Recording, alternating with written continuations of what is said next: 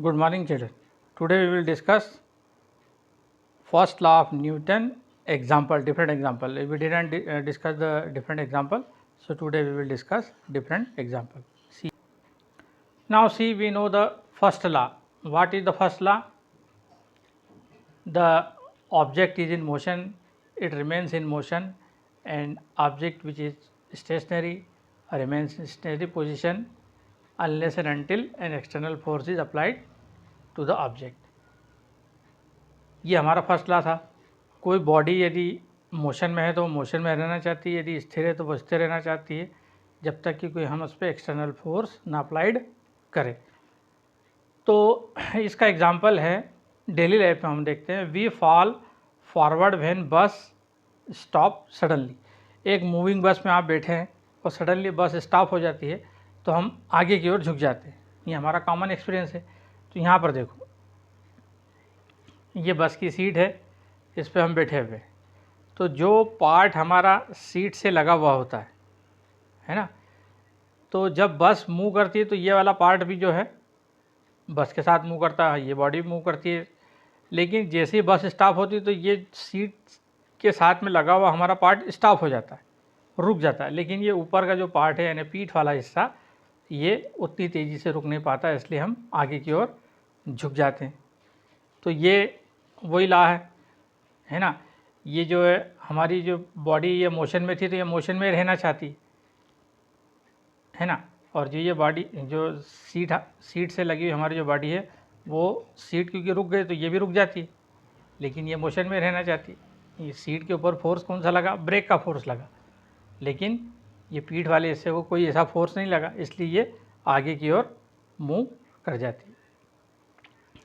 तो ये हो गया फर्स्ट लॉ का एग्जांपल हमारा, we fall forward when bus stop suddenly. फिर इसी का opposite, we move backward when bus start suddenly. यदि बस स्टेशनरी खड़ी है, आप सीट पे बैठे और अचानक बस तेज़ी से चलने लग जाए तो हम पीछे की ओर झुक जाते हैं। सेम यहाँ पर रीज़न है कि जो सीट से लगा हुआ पार्ट है वो तेज़ी से आगे की ओर मूव कर जाता है, लेकिन ये जो पार्ट है ये स्थिर रहना चाहता है, इसलिए हमको पीछे की ओर बैकवर्ड होना पड़ता है, क्योंकि बस सडनली ये पार्ट तो आगे बढ़ गया, ये पार्ट यहीं रहना चाहता है ना, तो इसलिए ये पीछे हो जाता है। तो we move backward when bus start suddenly. फिर थर्ड एग्जांपल है, carpet is beaten with stick to remove dust. आपने देखा होगा कंबल या कारपेट पे डस्ट लगी हो तो हम उसको रिमूव करने के लिए क्या करते हैं, एक स्टिक से ठोकते हैं या पीटते हैं। तो जब हम पीटते हैं तो जिस जगह स्टिक लगती है वो पार्ट आगे की ओर मूव कर जाता है, लेकिन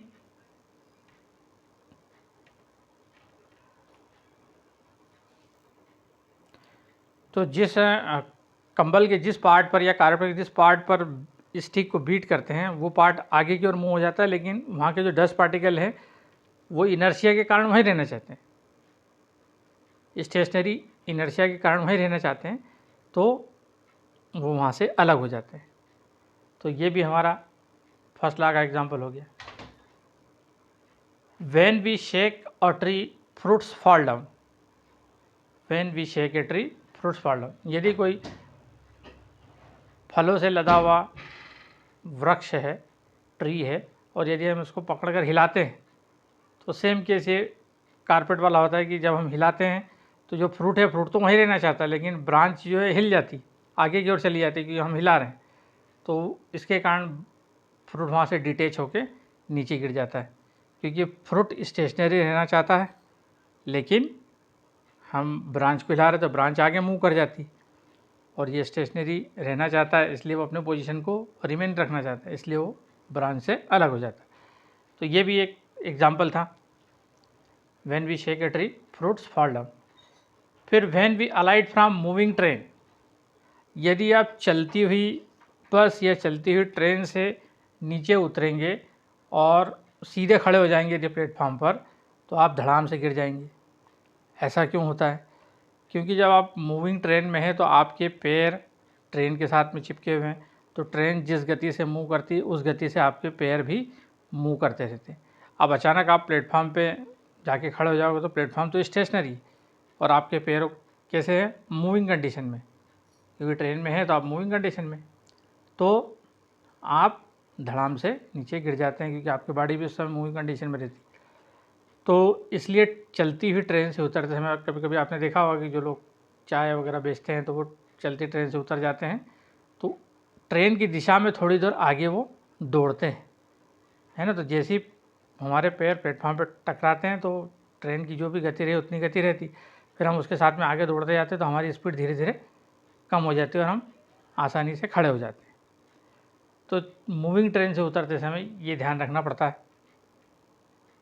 पहली बात तो मूविंग ट्रेन से उतरना ही नहीं चाहिए, लेकिन अगर किसी कंडीशन में ऐसा इमरजेंसी हो तो आपको ये ध्यान रखना है कि फर्स्ट लॉ के अकॉर्डिंग जितना हमारा ट्रेन मूवमेंट में है उतनी ही हमारी बॉडी भी मूवमेंट में रहती है। फिर नेक्स्ट एग्जांपल है, we tie luggage kept on the roof of the bus. Bus के ऊपर यदि आपका सामान रखा हुआ है तो उसको हमको रस्सी से बांधना पड़ता है। कारण यही फर्स्ट वाला कारण है,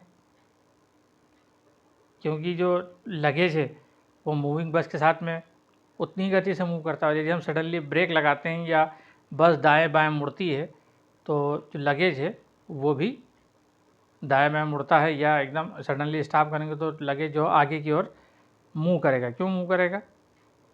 ये फर्स्ट लॉ के अकॉर्डिंग, क्योंकि वो यदि मूवमेंट में है तो मूवमेंट में ही रहना चाहता है, और अचानक ब्रेक लग गया तो वो तो मूवमेंट में ही रहेगा। इसलिए लगेज को हमको रस्सी से बांधना पड़ता है ताकि वो अपनी जगह पर ही रहे, इधर उधर गिरे नहीं। फिर एक coin fall inside the glass और tumbler when we struck out the card. तो आपने ये गेम कभी खेला होगा या देखा होगा। ये गिलास के ऊपर हम ताश का पत्ता रख देते, उसके ऊपर एक सिक्का रख देते, और यदि हम एक उंगली के सहारे से ताश के पत्ते को तेज़ी से हटाते हैं तो ये सिक्का जो है ग्लास के अंदर गिर जाता है। तो यहाँ भी वही हमारा लॉ काम करता है। ताश के पत्ते को तो हमने मूवमेंट दे दिया, ऐसा मूवमेंट दे दिया, लेकिन जो सिक्का है वो स्टेशनरी रहना चाहता है, तो वो अपनी जगह स्टेशनरी रहना चाहता है, इसलिए ताश का पत्ता आगे निकल जाता है और वो ग्लास का सिक्का वहीं वहीं सिक्का जो है ग्लास के अंदर गिर जाता है due to inertia of rest. इसको इनर्शिया ऑफ रेस्ट बोलते हैं। तो ये डिफरेंट एग्जाम्पल थे जो हमको फर्स्ट लॉ को समझने में मदद करते हैं। यहाँ मैंने आपको 7 एग्जाम्पल दिए।